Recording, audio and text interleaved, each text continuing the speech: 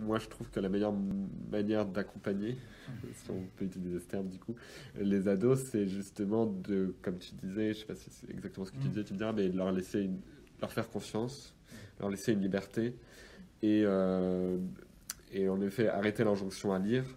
Et aussi, je pense que la meilleure manière d'accompagner, c'est vraiment s'en prendre de manière presque invisible. Peut-être laisser traîner des livres, Hmm. les parents lire devant les... Parce qu'en effet, en tant que parent, je pense que tout le monde utilise le téléphone, donc forcément aussi les ados l'utilisent. Lire devant eux, et ensuite s'intéresser à... Enfin là, on a rencontré...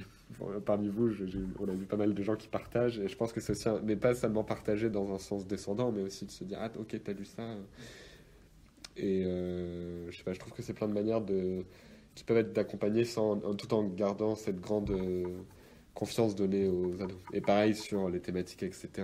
Laisser à l'ado aussi le choix de se dire, là je me sens capable de lire ça. Et puis en fait peut-être de se rendre compte après qu'il peut pas. Et dans ce cas-là, ok, j'arrête. Un livre c'est pas comme un film où tu peux t'arrêter beaucoup plus facilement, quoi. Et puis t'as pas les images qui... Hmm. C'est complètement différent. Bah, c'est ce que vous disiez tout à l'heure, de que on leur... enfin, c'est bien de leur conseiller des livres, mais je pense que c'est bien aussi quand ils nous conseillent des livres.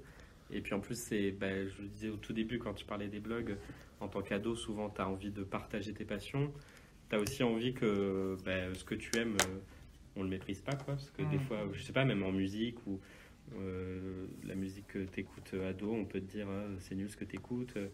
Alors que si, bah, nous, les tout premiers bouquins ado qu'on a prêtés à notre mère, notamment, qui a lu beaucoup de bouquins qu'on lui a prêtés, bah, on était trop content de lui conseiller des livres et qu'elle vienne lire quelque chose de notre univers, quoi.